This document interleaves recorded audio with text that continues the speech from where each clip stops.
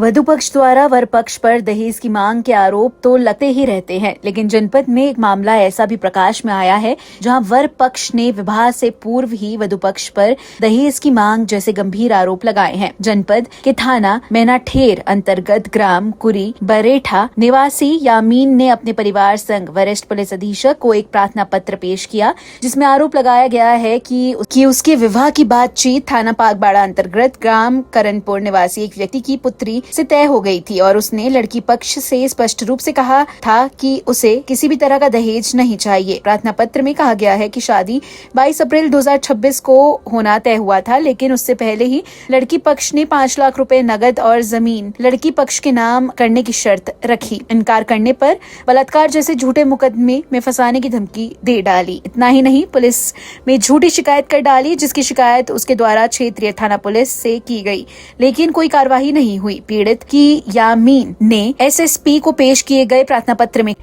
जहां लड़की पक्ष पर गंभीर आरोप लगाए गए हैं, वहीं पागबाड़ा के ग्राम प्रधान पर भी उस पर कथित दबाव बनाने का आरोप लगाया गया है। प्रार्थना पत्र के माध्यम से दोषियों के विरुद्ध कार्रवाई किए जाने की मांग उठाई गई है। जी, मेरा रिश्ता हुआ था दुलक्सा से, करणपुर गांव, थाना पागबाड़ा। 22/4/2026 को मेरी बारात जानी थी। उससे 2 दिन पहले ही विरोध सेंटर की चौकी में से पुलिस वाले आए और मेरे छोटे भाई को भी, राहुल पासा ने हमें बुलाया जी, और फिर मुझे भी बुलाया। वहाँ राहुल पासा प्रधान भी थे और भी लोग थे।